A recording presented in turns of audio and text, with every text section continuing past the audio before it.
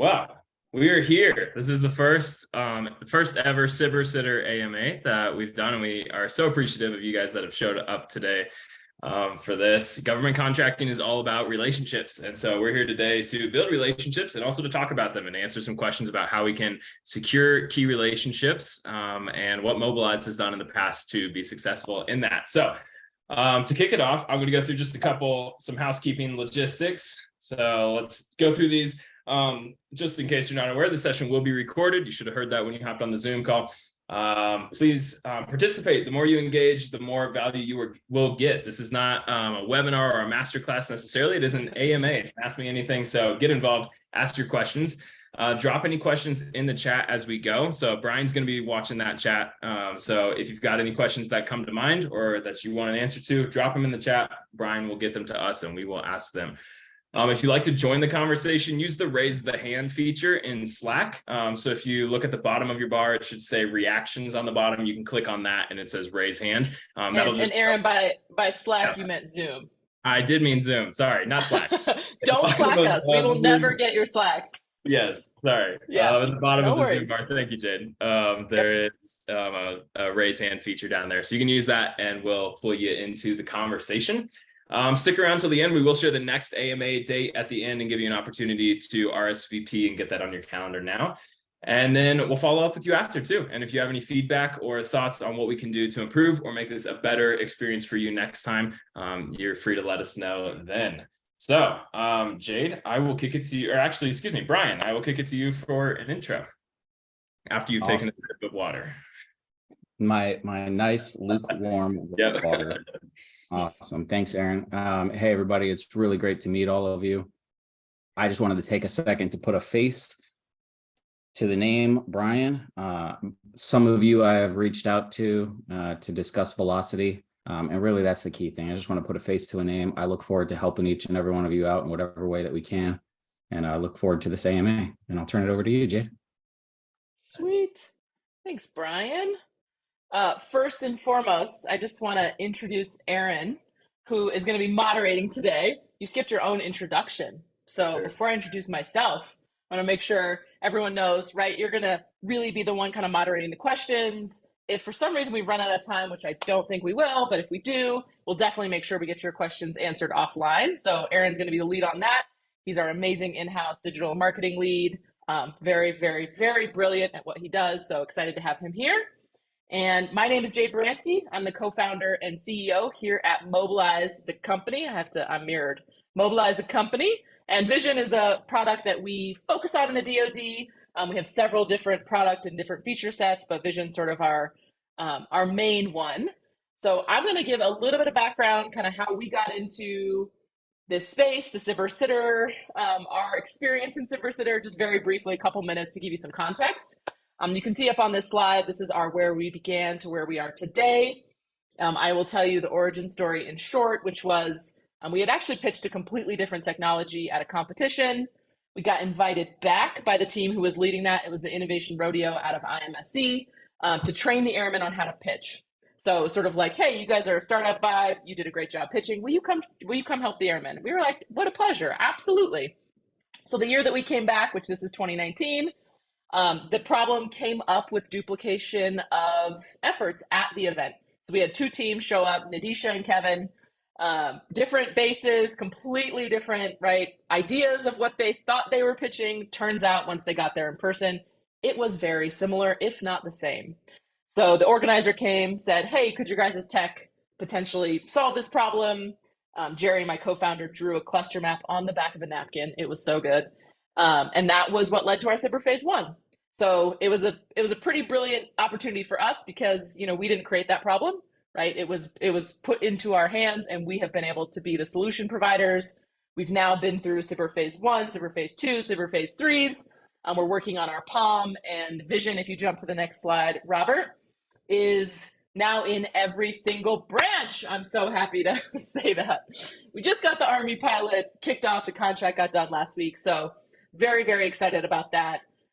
We believe we're the only system as far as joint innovation goes that's in every branch, and the same database is used by all of those service members. So pretty incredible. We do lots of different things, but I don't want to talk too much about us. I just wanted to give you some backgrounds on how we got into the space, kind of where we're at today, and really share with y'all that like your feedback on these AMAs is going to be what drives how we do them in the future. So we already have plans to bring in additional experts. We have some contracting experts we work with, some folks who work in the venture capital space that we really want to share with you guys. And, any other topics, whether it be digital marketing, relationships, like whatever you think would be valuable, definitely share that with us in the feedback. But I want to get us kicked off with a question. And I know, Aaron, you have one that got submitted. So let's go ahead and start with that, and then we'll open it up to the floor. Yeah, absolutely. Yeah, you're free to submit questions during this, of course, and there were some that were submitted ahead of time. So we'll ask some of those. Jade, how did you get your first SBIR grant? Oh, so good. So, well, let's start with the fact that I had no idea what SBIR was, nor did Jerry. So we were like completely clueless. The lucky thing about our first SBIR phase 1, it was submitted to the Air Force. It was during an open round, and we had a whole group of stakeholders who they really wanted this solution. So they really helped guide us through that process, which I now know is a miracle, and not super common. So we got very lucky in our stakeholder engagement. They pointed us in all the right directions. We had multiple signed MOUs in our phase 1, which you don't have to have those letters of support, but we did, which was fantastic. And in our first phase 1, I think because we had so much MAGCOM support, we got even in that open round, and this was the early days. So like back in 2019, where it was competitive then, but it's like really competitive now. So I think just statistically, we had a better chance. And yeah, we kicked it off with IMSC, and then in our phase 1 brought in all MAGCOM stakeholders. So we've had a really good opportunity, especially in the Air Force, Space Force side of the house, to kind of get to know all the players, which is pretty incredible. Wow. Yeah, it sounds like, I think I kicked off with the statement that government contracting is all about relationships, and it does seem the case. It was for us at the beginning. It's right now we know more, but at the time, for sure. Yeah. So what resources would you recommend for new SBIR companies? Are there websites? Are there magazines? Like, where are people getting information, and what should we be looking for? Yeah. That's a really good one. There's there's more resources than I could ever point out in a single AMA. We could spend the whole hour going through the sort of multitude of what's out there. I'll say some of the things that have been really, really helpful to us is really honing in on like what level you're actually trying to get your stakeholder support in, like at what level of each, whether it be the branch, a different organization in the DoD, and then from there, sort of building those relationship maps of like, who do we need to talk to? What events do we need to go to? I think you could probably read everything there is on the internet about SBIR and still not really, and I don't want to say you would know how to submit it, but that doesn't mean you're going to get it, right? They're two very different phenomena. So those pieces of like knowing your knowing your target, know that stakeholder. There are some really nice new resources that have been put out. And we have a SBIR guide, like a 101 guide that we'll send out to everybody who joins these AMAs post call. And I've listed out like all of the critical digital resources, but those digital resources without knowing who you're targeting are, you could spend a lot of time on them. So I think as long as you do it in that order, it can be really fruitful. Yeah. So it sounds like it's not just something you can just read on the internet and go do. It sounds like there's back to relationship. Yeah, you could try. It works for some people, but yeah. Yes. Yeah. Okay. That's cool. So as SBIR companies, how can we help each other in the space? Oh, I love this question. This is a really good one. And then there's one that came in from Cameron. He sent it to me as a direct message. So I'll ask it to myself next so I don't forget. So for any other companies that have been to any of the events or the colliders, the summits, I will say that one of the things that I have been really impressed with this community is how collaborative everyone is, right? So like if, we happen to have a lot of data and a lot of understanding of what demand signals look like, right? In the DoD, especially in the innovation space. Like that's something that we're pretty keenly aware of from all the work that we do. So when I'm able to make a connection, when I'm able to do that introduction, right? That's like all we're doing is adding more benefit. We're creating more opportunities for more of these small businesses. And I always like talk in, smaller group settings, like primes are never going away, right? The big players are here to stay. So how can we engage each other to then engage them to sort of have this ecosystem become more diversified, more well-rounded, bring more small business in? And I think for that, we have to help each other, right? And usually that's relationship connections, right? I do a lot of, hey, I'll send your information to the stakeholder. If they're interested to reach out, great. You know, the velocity feature set's another great way to do that, get you into the data, have people seeing your information. So lots and lots of ways, but also happy to talk with anybody one-on-one about that. I want to take Cameron's question, and I'll just read it aloud here. What technology does the Air Force DoD look for, i.e., where would biomonitoring fit in? So that's a great question. We'll start with the Air Force, because I definitely am most intimately aware with like kind of how they're looking at their strategic priorities. Cameron, the place that I would start would definitely be the operational imperatives, or the OIs. And assuming by biomonitoring you mean humans, I'm assuming you mean humans, unless there's some other kind of biomonitoring. Yes. I think, yes, okay. I think there's actually several different organizations. One that comes to mind is AFRL. They're sort of on the research side, they're over AFWorks. They are doing a lot of that kind of futuristic performance style innovation. And they have a tool called Tech Connect that completely like open, you can submit to it. It doesn't guarantee any like outreach, but you do get yourself into their data set so that, you know, different government stakeholders can search from that AFRL space. So that would be like one thing I would recommend for you, especially if it's like really unique or rare or like, you know, niche of what you're doing. That's one good, I think, entry point. The other thing that I might look at is taking that conversation for OIs and like, okay, the Air Force has operational imperatives, every other branch, including the DoD, right, National Defense Strategy, aligning whatever your technology and the value proposition is directly to those strategic pillars, so that when you're engaging with your stakeholders, it's not just like, hey, my name's Cameron, I have a biometric technology that you need, let's talk. That's right, like most of the stakeholders we talk to are getting hit up left and right by small businesses, especially SBIR sitter companies. So how do you actually say, hey, I see that you have a need. I have a solution that fits very nicely into this niche. And I'd love to talk about if it could provide value, or get your feedback initially. That's something like after our SBIR phase 1 that went really well for us. We did a lot of user feedback. Like, we're not the experts in what you do. We don't know your problems as well as you do. And that like relational side, I think even more so than your tech, is like gets you to the next level. Cool. Awesome. Great question. Yeah. I got a question from Joe. It says, curious if Jade can share Vision's journey graduating to a SBIR phase 3 and continuing to grow as a product used by each branch. Yeah. Yep. Absolutely. Great question, Joe. Hi. Good to see you. So we did a lot of, let's say, unorthodox things in the SBIR sitter space. Although I will say, having now talked to many contracting specialists, lots of different advisors in the space, there's a lot of rules, there's a lot of regulations around SBIR sitter, but the whole 1, 2, 3 thing, I think it's misleading.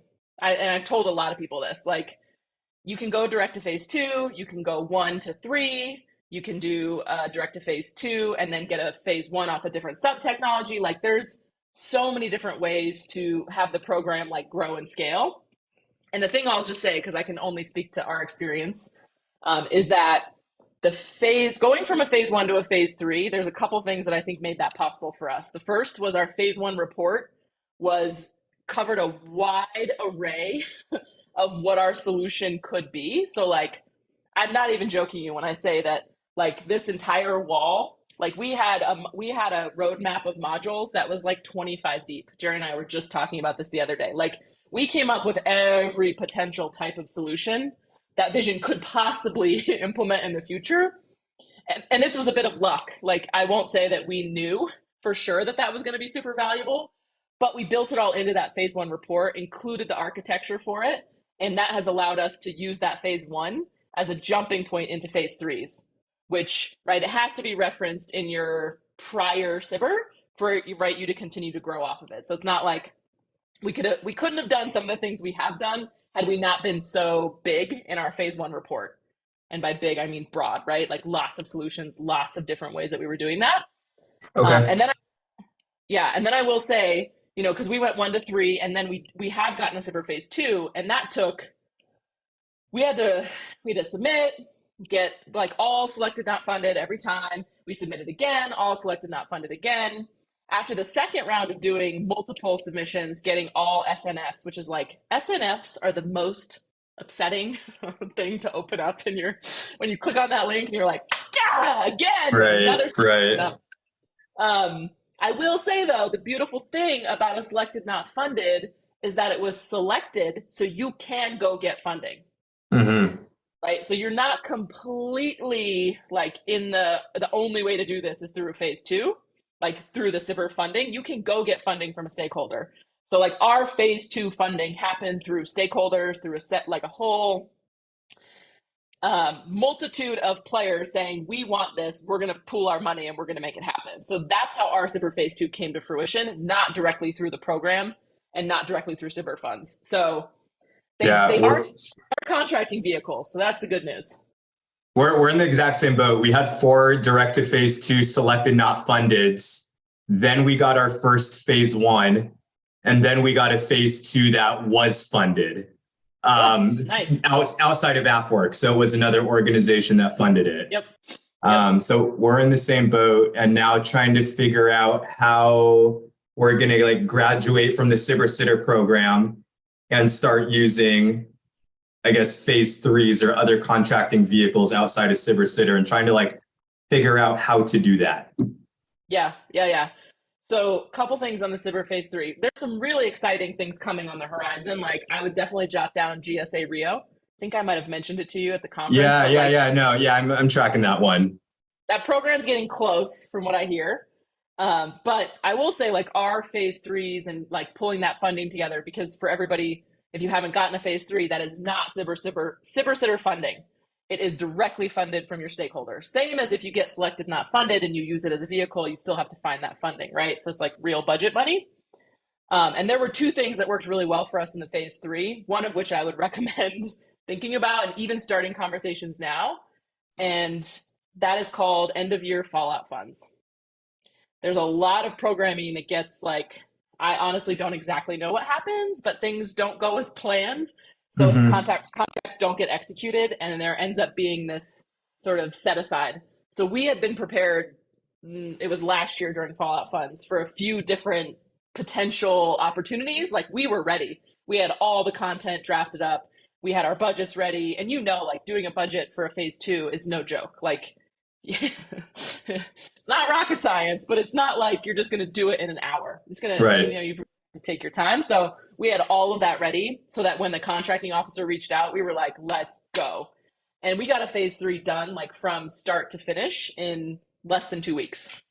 And so, were you going through like a MagCom contracting shop? Like, I'm curious if you're using like an IDIQ that allows like other Air Force units to purchase from you. And then when you branched out to other services, if you're using other contracting vehicles with each service to like keep it simple. Yeah. So we have a really unique, because it's a little bit different provision, right? Because you're all buying into it's like one system for the DoD. So we're more of like a licensing model.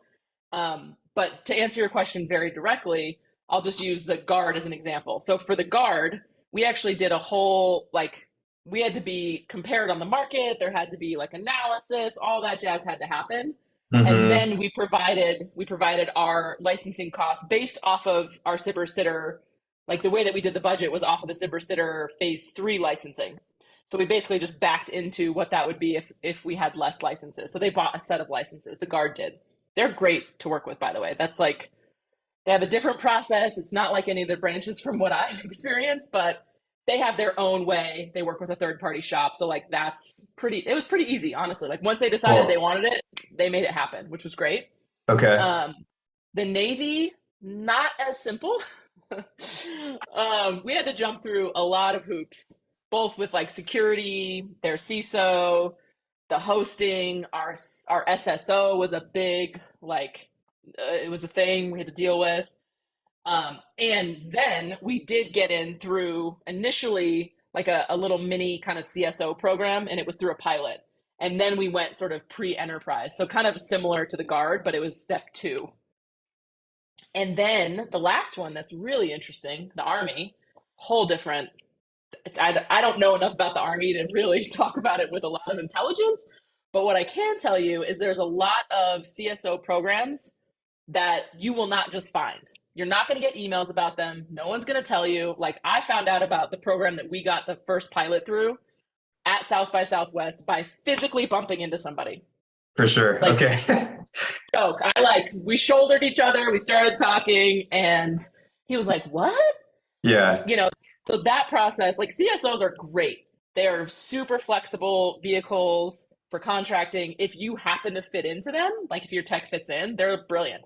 So how you find those in like a not luck sort of way, I'm sure there's, there's more smarter people than me about that. But I will say, and I've always said, like, check out Tradewind, because they're really doing something unique and different. And our CSO ended up being through Tradewind. Okay. So there are loads and loads of organizations really trying to push the envelope with contracting, but that was the one that ended up working for us. Cool. Thanks. Yeah. Seems like Great question. Covered it a little bit, but Joe had submitted a question prior, actually, that we touched on, but had a little more detail. So let me ask this. Regarding pricing strategies, how do you recommend structuring a non-SBIR contract? Subscription pricing? You recommend multiple CLI for maintenance and support and new features? Yes, multiple CLINs. Yeah, we learned that lesson the hard way. Joe, I think I might have mentioned this to you, but like the less you bucket things, the better. And the reason that we've learned over the years is, like, our goal, right? We want to get off of SBIR. We don't want to be taking money from this program for any significant period of time, right? Maybe another year max. Yeah. And that's always been in our roadmap, right? Like, that's not our game plan. We've got to diversify, commercialize, all that good stuff. But the thing that we learned, which we didn't know, so this was like, don't know, we definitely messed up on some like early contracts, was grouping things together made it such that once you get to like looking at GSA, which if you haven't started looking into GSA for like your licensing and how you're going to do that at scale for other federal agencies, it's super, like, the sooner the better. Because we messed up enough that we've like basically made it so that we can't really get on GSA anytime soon, because we just didn't write our contracts well enough to have the CLINs actually like turn into a licensing opportunity. Like, that makes sense. Does that, and I could go into way more detail about that, but like now I'll tell you. So is this like the GSA IT schedule you're talking about? Yeah. Okay. Exactly. So make sure the way we structure the CLINs for phase 3 will eventually line up to a GSA IT schedule type contract. If I had known that 3 years ago, Joe, I would. Yes, exactly. And just in general, right? Like, you want to create your pricing model so that it scales for the federal space. If whatever you're building works in federal, which mostly if you're SBIR, it would. So, yeah. Yep. Yeah. And so I'll tell you kind of like what I'm concerned about. So I'm sure, so we're developing a digital org chart of the entire federal government. So we go over to like one group of people and they're like, that's super cool. Can you add a chat feature? And it's like, sure, we can do that. And then we're working with another group of people on Luke Air Force Base. And they're like, can you add an emergency like SMS notification feature? And it's like, yeah, we can do that. But it's like, how do we structure our contracts in a way that allows the flexibility to like create whatever the user needs? Yeah. But that allows us to get paid in order to develop what the user needs. Yeah. 2 answers. One, you should definitely come to we're going to have a contracting AMA with one of our partners she's just brilliant, like doctorate in federal contracting, brilliant. Yeah. Dolores. So yes. Cool. And she'll be like the right person to answer that. But I would say, like, on the flip side of just strategic, like the way that you build out your roadmap, because we're in a similar spot, right? Like, we could build anything. Like, we have a full in-house engineering team. Yeah. We can build anything, but we make this very clear. And I would suggest at least thinking about this, right? Like, we're not a dev shop. We're not here to build anything you want. We have a roadmap. We have an intention. We know what we're after. And if you're asking us to build something that doesn't fit into our roadmap, the answer is going to be no. And that's like a pretty, there's a dance that you have in those conversations, but there's also a lot of clarity around, hey, there's a lot of dev shops in the federal space, a lot, like a ton. And that's one thing to be, is a dev shop. You can build anything, and that's great, but it doesn't scale the way product does, and it's a completely different model. So I'm always really hesitant when we get like feature requests that aren't anywhere on our roadmap. And unless we can fit them in strategically in a way that makes sense, we have said no, and we will continue to say no because, right, we're not going to be Salesforce. Salesforce literally built and bought everything so they can do anything. They own 70% of the CRM market. That's not our intention. So just aligning like however you're going to do it with what you want to get out of it, I think is, Cool. again, another lesson that 3 years ago would have been, I would have liked to hear myself say that 3 years ago, because we made some, early on, you're like, yeah, that makes perfect sense. And then you're like, oh, that didn't make sense. Yeah, for sure. All right. Yeah. Thanks so much. Yeah, absolutely. Awesome. Thank you, Joe. That was great. Next question. I would like to know more regarding DoD stakeholders and opportunities for health tech companies. Yeah, I love that question. So we were lucky enough, again, like so many things, go to events. That's like, go to events where the defense ecosystem is, because we got invited to a VA event that had, as like the director of their strategic partnerships was there, their small business team was there, and got to hear a lot about what's going on in the VA. So if you're not familiar, it's the largest healthcare system in the world. They cover like a huge span of different organizations. It's actually Defense Health Agency, so it's DHA. VA is a part of that. And they have a whole new portal that's really new. And I checked out like real time at the event. Like I got on it, started to submit. I would say it's like one of the best experiences, as like I've submitted to a lot of different spaces, right? Because we do innovation, collaboration, and data software. So we fit into a lot of different requests or, problem sets. But in the health tech industry, they have like a very specific, we're focused on these areas, and the website's phenomenal. I'll make sure that I put it into the follow-up, so you can go ahead and like literally click on it. I have it in my notes. So that's like one that pops up for me as like, they're looking to work with more small businesses, and they've built out this whole process to do it even better. So that's like top of mind for me. I think AFRL is still another good one, right? They're looking at all emerging tech. They're on the Air Force side. I was really intrigued by the X-Tech team at South by. It's the Army crew.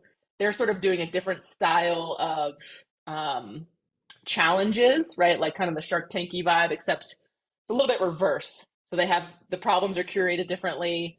I would imagine if they haven't done a health tech one, they will. So worth checking X-Tech out. Also just a brilliant team, like very well versed in the space.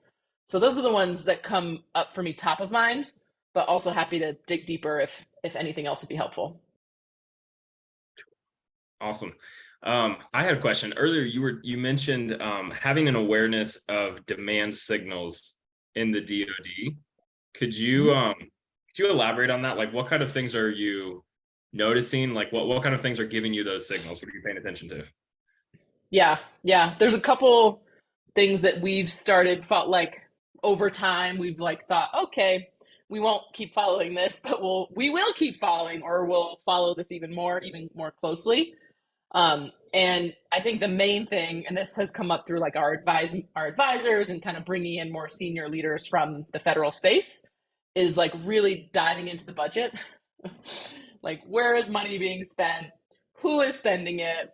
Who's the team that's approving said spending, right? Like, so that the budget side, although it is like dry and really, really, really boring as far as like a read goes, it's like absolutely critical to understanding the ecosystem you're getting yourself into and where you might fit, right? So for us now, knowing, okay, if we can replace a tool that's either being offboarded because it's literally too old, right? So it's like a mainframe, some kind of tool, it's not cloud friendly or anything like that. Or if we can replace something, provide more value at a lower cost, right? There's a lot of ways like to get palmed. That has to be the lens you use. It has to be the budget. That's like got to be the focus. But the other things that we've started following that I think are really interesting, we follow OSD really closely, just like what's happening at the Secretary of Defense level, who's who, what's trending with them, what events are they going to, what are they saying? Like we watch a lot of recorded keynotes. Aaron, you know very well, you just translated a whole committee meeting from Congress because it was defense related, and they got deep into what they want to see in the innovation space.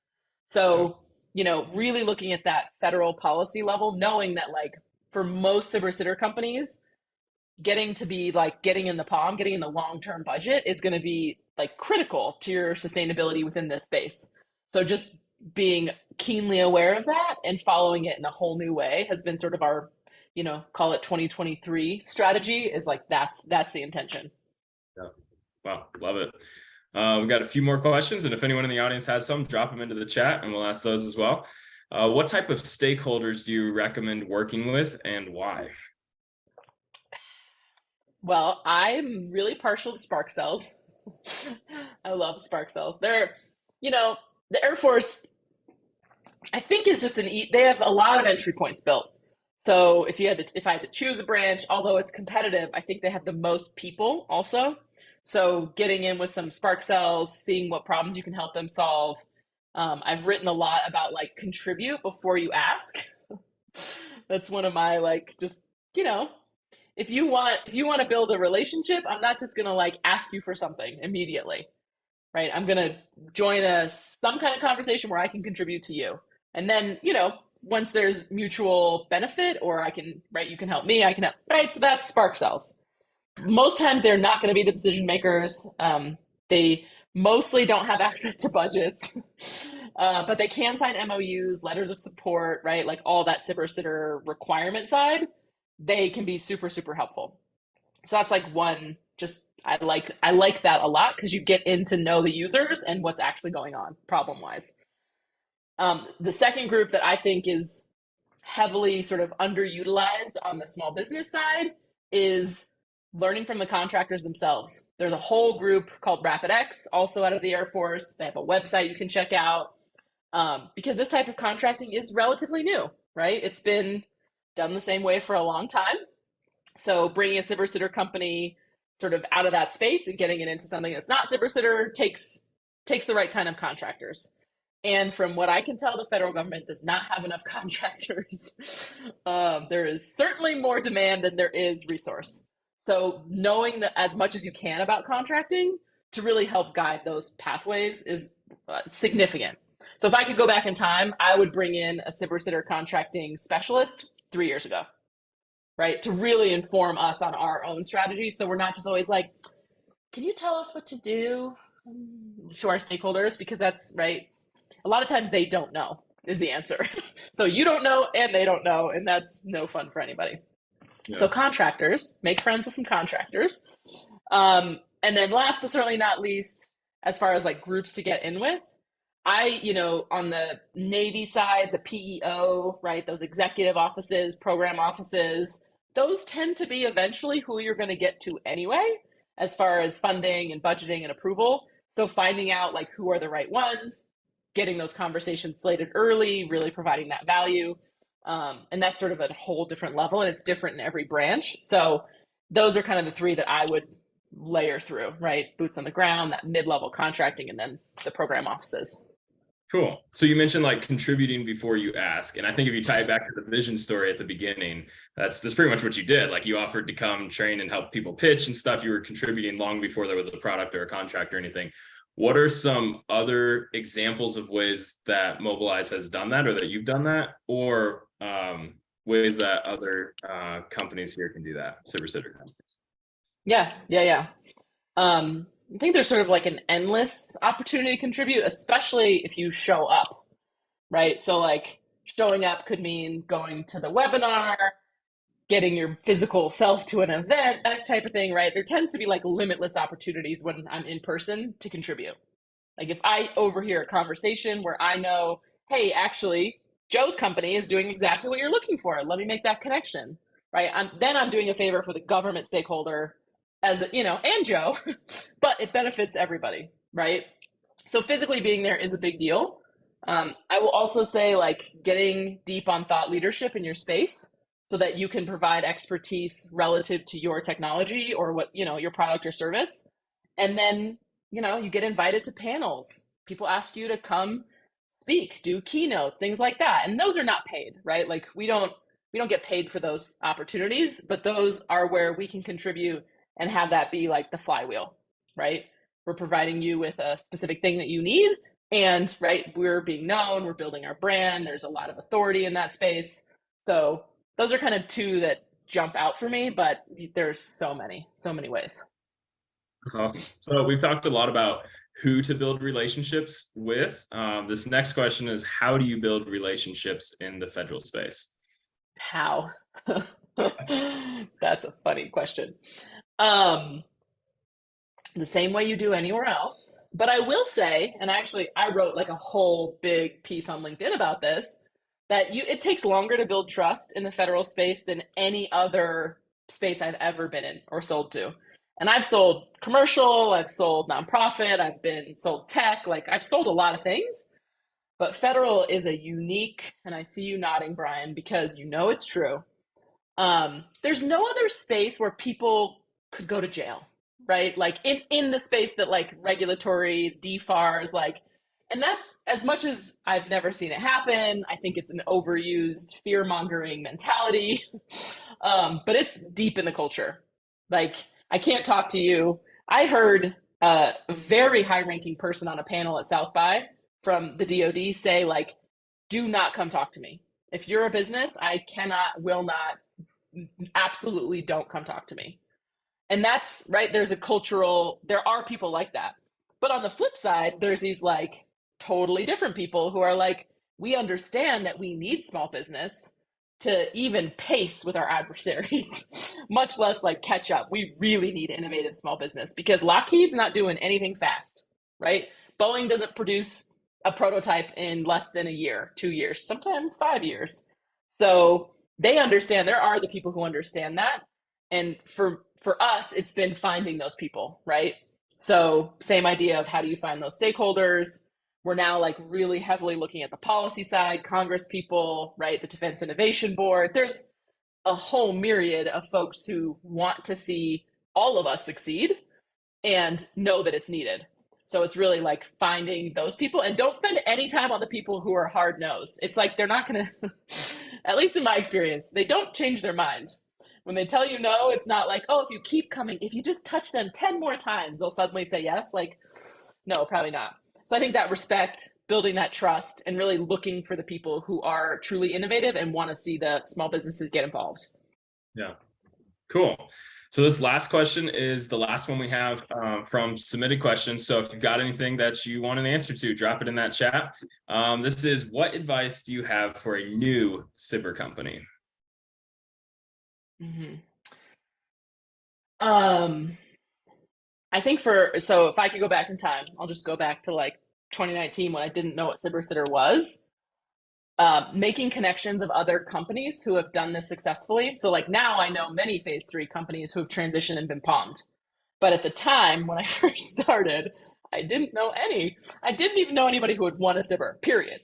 Right? So I think networking and getting a group going of like collaborative, like this, right? Like other teams who have done it so that you can help each other, right? Like bounce off of each other, understand like when it might be appropriate to use like advisors to submit versus when it's not, because like we didn't know any of that.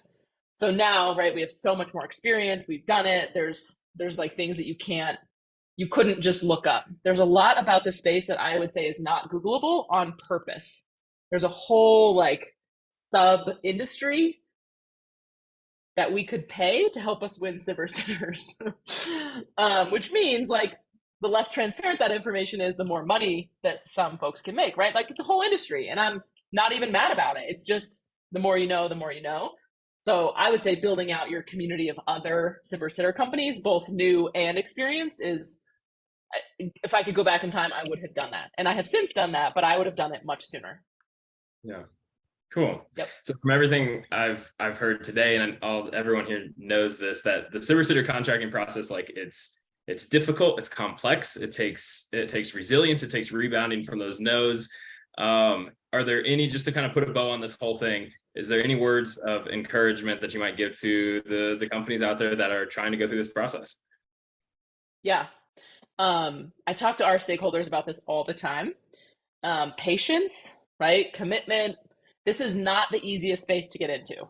So if you want something quick and easy and where like, if it's the best, you're going to win. This is probably, right? Like seriously, that's not how this works. There's a whole separate set of requirements that have nothing to do with being the best. Nothing. So I just always like, and I do believe like we've produced a phenomenal product and we have built trust around that we produce. And you guys, I mean, everyone here knows Silver Sitter contracts, there's not a lot of risk for the company. So I think if you take them really seriously, if you absolutely execute at the highest level of performance, right, I think your chances of continuing and winning like skyrocket. I don't have any proof of that except the companies I see who continue to grow in the ecosystem and get that long-term sustainment. That's like what I see as the thing that ties them all together. Awesome. I love it. Well, to put a bow on this, I'm going to drop the website link and our LinkedIn link in the chat. If you want to keep up with us and future AMAs, you can click those links. And then I'm going to share my screen here as well. Our next AMA is going to be on May 10th at 4 p.m. So we're going to send out a follow-up email after this asking for some of your feedback. And in that, if you want to be registered for that next AMA, just let us know, reply to those emails, and we will get you on that calendar invite. So thank you everyone for coming to the first ever Silver Sitter AMA with Mobilize. Appreciate you guys. If you know me, you know I love clapping. Clapping's the best. Just kidding. Thanks everybody. Great job, Aaron. Thanks everyone. Good job. Bye-bye.